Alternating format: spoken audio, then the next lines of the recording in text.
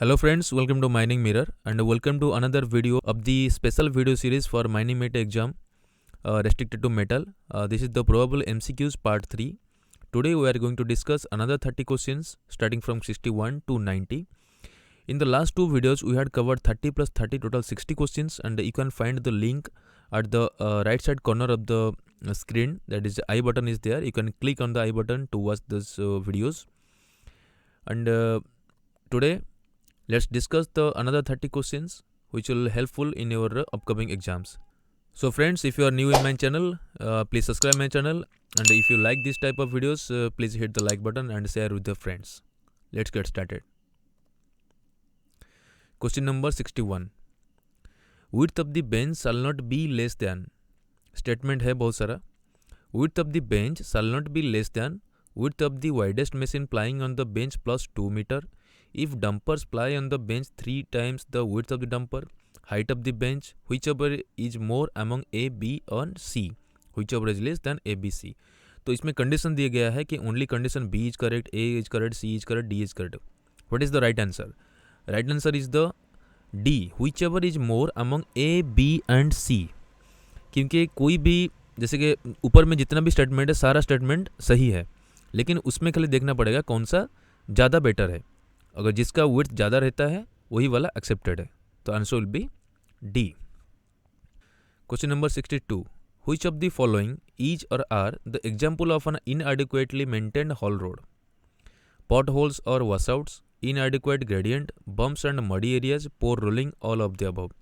कौन सा हॉलेस रोड को हम लोग बोलेंगे कि ये वेल मेंटेन नहीं है, जिसमें पॉट होल्स हो, इधर गधर गड्ढा वड्ढा हो गया हो, ग्रेडियंट ठीक नहीं होता हो, बम से मड जमा है, रोलिंग ठीक से नहीं हुआ है.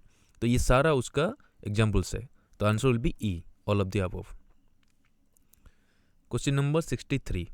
General requirement of mine plans and sections makes to show a scale of the plan at least dash centimeters long and suitably सब डिवाइडेड.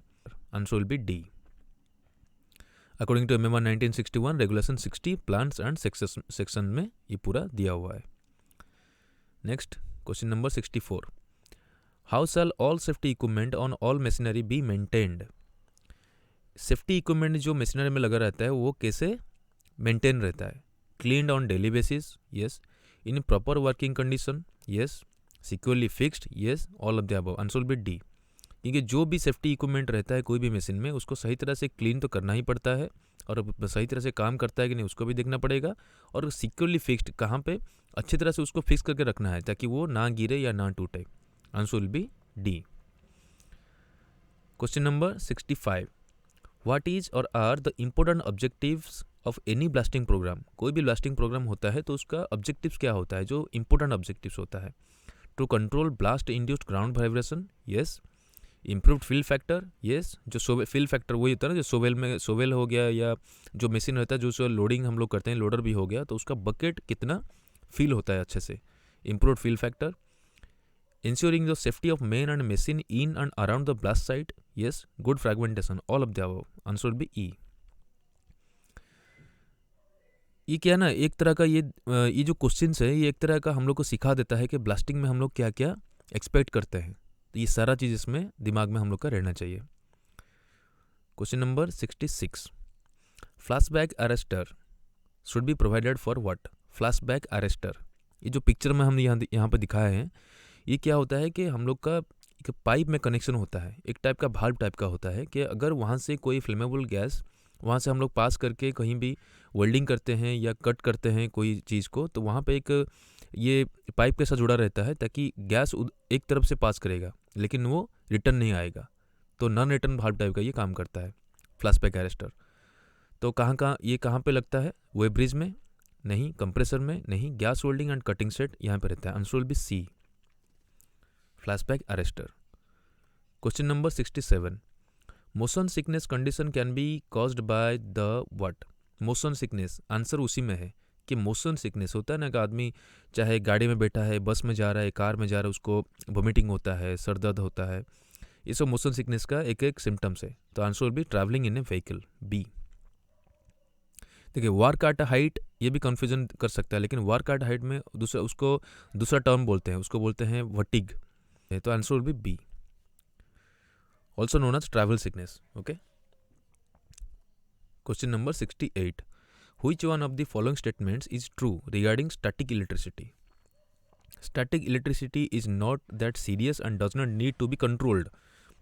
ये तो पूरा पूरी फॉल्स है, क्योंकि ब्लास्टिंग में जो जुड़ा है, ब्लास्टिंग और एक्सप्लोसिव्स में जो लोग, मैगजीन में जो लोग काम करते हैं, उनको पता होगा कि स्टैटिक इलेक्ट्रिसिटी कितना डेंजरस हो सकता है. तो ये पूरा फॉल्स है.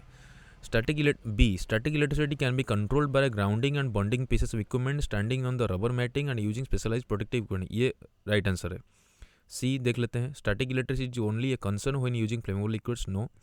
Static electricity can be controlled by spraying equipment with a mist of water. No. The answer will be B. Question number 69. The purpose of garland drain in mines is what? To divert surface runoff. garland drain जो होता है कहाँ कहाँ रहता है? garland drain हम लोग का रोड के साइड में भी रख सकते हैं, वोस्टम का नीचे भी रहता है, और जहाँ पे पीट है उसका भी मेंटेन करने के लिए उसका जो वाटर है या जो भी हम लोग का सम्प एरिया रहता है उसको कनेक्टिंग भी रहता है garland drain, ताकि कोई भी रनऑफ जो भी पानी जाता है या कादो कीचड़ जो भी जाता है वहाँ पे वो डाइवर्ट हो जाए, ताकि जाकि जो वर्किंग पीट है वहाँ पे ना जाए. तो उसका पर्पस क्या क्या है? तो divert surface run off, yes. To divert rain water from entering into active working, yes. To collect rain water and channelise it, yes.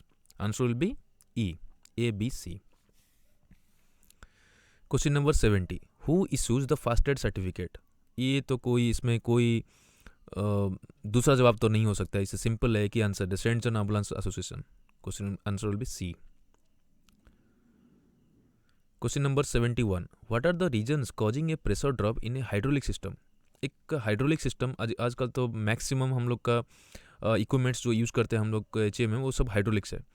तो हाइड्रोलिक सिस्टम है, तो हाइड्रोलिक सिस्टम में जो एयर जो हाइड्रोलिक का प्रेशर है वो किस किस कारण के द्वारा ड्रॉप होता है, कम हो जाता है? Long length of pipe, yes. Friction, yes. Type of fluid, yes. Losses in valves and bonds, yes. ये चारों उसका आंसर है. तो answer will be all, D. इसमें एक चीज़ है, तो ये जो हाइड्रोलिक सिस्टम के बारे में बात किया ना, ये सारा चीज़ हम लोग को थोड़ा सा ध्यान रखना चाहिए कि कॉमन सेंस है कि लंबा पाइप रहा तो हाइड्रोलिक वहाँ पे प्रेशर कम हो जाएगा. फ्रिक्शन, अगर विस्कोसिटी उसको फ्रिक्शन अंदर से अगर उसको रेजिस्टेंस मिला तो वहाँ पे कम होगा. टाइप ऑफ फ्लूइड का होता है ना, कितना वो थिकनेस रहता है, उसका विस्कोसिटी कितना है, उसके ऊपर डिपेंडेंट करता है. ये सारा चीज़ उसी के वो ये सारा चीज़ को थोड़ा बहुत ध्यान रखना चाहिए. Question number 72. Who will set permanent and temporary speed limits for any area of the mine or any vehicles? तो answer will B mines manager. इसमें वीटी ऑफिसर, सेफ्टी ऑफिसर का ज़्यादा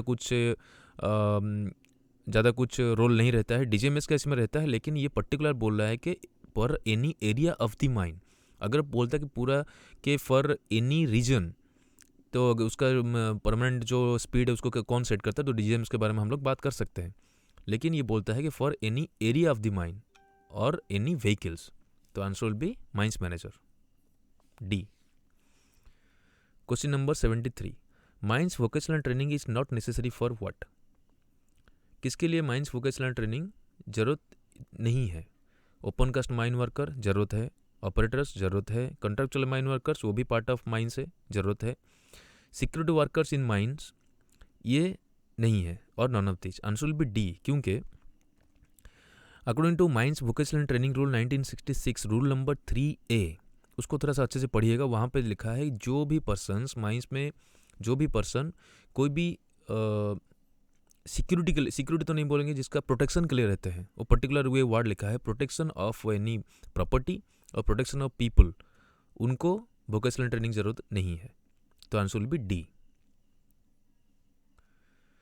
question number 74. What type of fence is to be erected at the top of working quarry? इसमें जो भी codes दिया हुआ है G1, E1, S2, S3, S4, इसको हम बताएंगे कि डीजीएमएस सर्कुलर नंबर 11 1959 वहाँ पे वो सारा चीज़ को दिया गया है कि G1 में कौन सा टाइप का मेटेरियल यूज़ होता है फेंसिंग के लिए, E1 में क्या है, S2 में क्या है, S3 और कहाँ कहाँ यूज़ होता है, सारा चीज़. तो उसको क्या है कि यहाँ पे जो लिया है टॉप ऑफ वर्किंग क्वारी में, वहाँ पे answer will be D, S3. तो S3 में क्या क्या रहता है? वहाँ पर रहता है wires, barbed wires, minimum 0.3 meter distance between two posts with movable base like wood, concrete and iron and so. ऐसे बहुत सारा उसमें वो कंडीशंस दिया है तो वो S3 आता है, आंसर विल बी डी। तो अगर आपको मौका मिले तो इसको देख लीजिएगा, अगर बोलेगा तो हम इसको भेज भी सकते हैं आपको मेल में।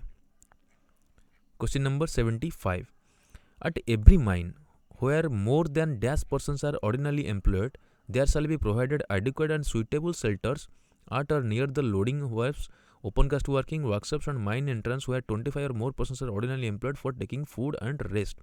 ये पूरा रूल को यहाँ पे लिख दिया, तो answer will be C 50। Under mines rule 1955 rule number 62 provisions of shelter, यहाँ पे पर्टिकुलर वो लिख दिया 50 आदमी होना चाहिए।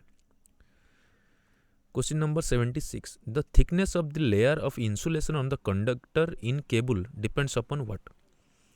जो एक केबल जो कंडक्टर रहता है केबल में, उसके ऊपर जो इंसुलेशन रहता है उसका लेयर जो है उसका थिकनेस किसके ऊपर डिपेंड करता है, कि उसका थिकनेस इतना रखना चाहिए, पावर या पावर फैक्टर या करंट या रिएक्टिव पावर या voltage. Answer will be E voltage.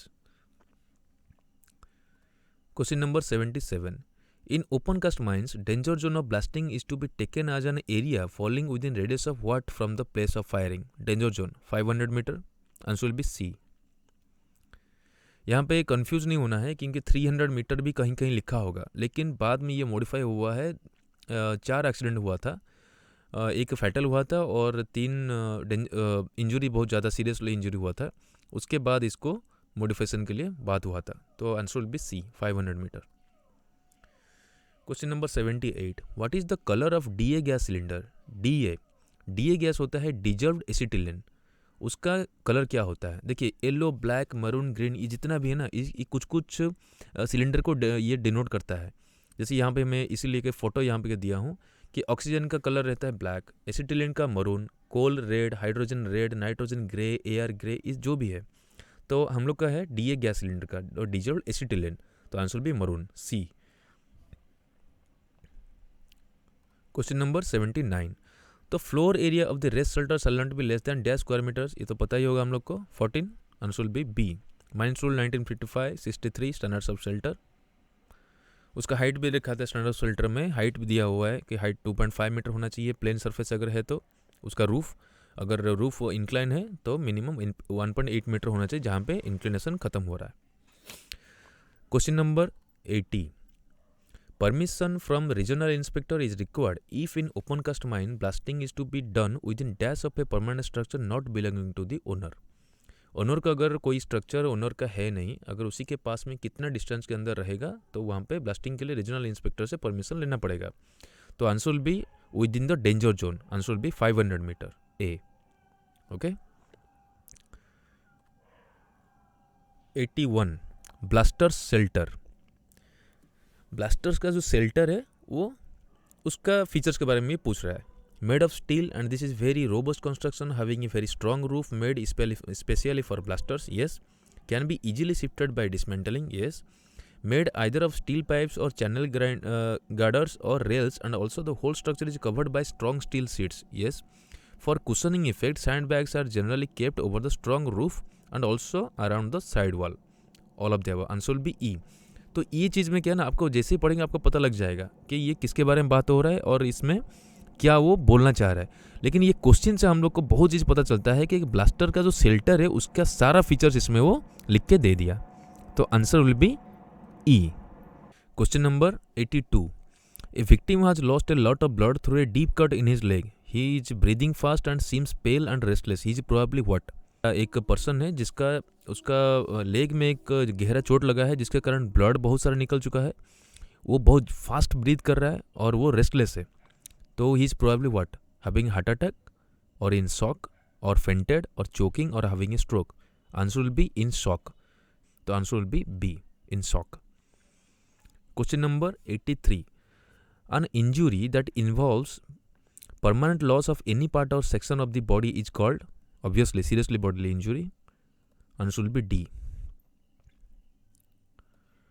Question number 84, the audible range of a human falls within what, 20 to 20,000 hertz। इसमें पर्टिकुलर यहाँ पे हम लिख दिए हैं कि humans can hear sounds having frequency between 20 hertz to 20,000 hertz, this is called normal hearing limit। Sound having frequency less than normal hearing, अगर 20 hertz से कम है तो उसको बोलते हैं इंफ्रासाउंड्स। ये खास करके व्हेल्स, एलिफेंट्स को सुनाई देता है। अगर ग्रेटर देन 20,000 हर्ज है वो भी हम लोग को सुनाई नहीं देगा, वो अल्ट्रासाउंड्स बोलते हैं उसको, और ये सुनाई देगा डॉग्स को और बैट्स को। तो answer will be B. Question number 85, if the hole radius is 125 mm, burden is 20 times of hole diameter, spacing is 1.5 times the burden, then the value of spacing is what? ये simple multiplication है। यहाँ पे बोल रहा है कि whole radius is 125 mm, मतलब उसका डायमीटर कितना हुआ 125 इंटू 250 mm, मतलब 25 सेंटीमीटर हुआ। बर्डन हो गया 20 times of the hole diameter, तो 20 इंटू 25 सेंटीमीटर कितना हो गया 500 सेंटीमीटर, मतलब 5 मीटर। उसके बाद स्पेसिंग हो गया 1.5 टाइम्स ऑफ द बर्डन, तो 5 मीटर इंटू 1.5 मीटर मतलब 7.5 मीटर उसका स्पेसिंग है। Answer will be E. Okay, simple calculation है। Question number 86, service brake and parking brake test of heavy machinery should be done once at least in 2 weeks। Answer will be B. ये थोड़ा याद रखना है, ये circular में ही आया हुआ है डीजीएमएस का। Okay, 2 weeks। Question number 87, all corners and bends shall be made in such a way that operators of vehicles have clear view of distance of not less than what। मतलब road का corner और bend इस तरह से होना चाहिए कि जो भी व्हीकल का ऑपरेटर है ना उसको इतना डिस्टेंस से उसको अच्छी तरह से दिख जाना चाहिए। तो उसमें क्या बोलता है, तो आंसर विल बी, यहाँ पे जो भी ऑप्शन है इसमें ज़्यादा कन्फ्यूजन नहीं होना है, उसमें बोलना है कि 3 times of the breaking distance of the largest HEMM working at 40 kilometre per hour. जो डंपर 40 किलोमीटर आवर में जाता है उसका ब्रेकिंग डिस्टेंस कितना है, उसका 3 टाइम्स। तो answer will be D. According to circular number 9 2008, ये पर्टिकुलर उसमें लिखा हुआ है। Question number 88, the air receiver tank should be subjected to how much minimum pressure while carrying out the hydraulic test। जो हाइड्रोलिक टेस्ट हम लोग करते हैं, हाइड्रोलिक टेस्ट में तो एयर रिसीवर जो टैंक है उसका कितना मिनिमम प्रेशर वो कैरी करता है। ऑप्शन से equal to maximum working pressure 1.25 times of maximum working pressure, 1.5 times, 1.75 times और 2 times. Answer will be 1.5 times, 1.5 गुना। Answer will be C. Question number 89, flexible cable for portable operators shall be minimum of 2 core, 3 core, 4 core, 5 core, none of these। Answer will be 2 core, minimum 2 core, जिसको multi core भी बोलते हैं, 2 core। Answer will be A। हम लोग का जो electricity rule है 1956 का उसी में है, लिखा हुआ है।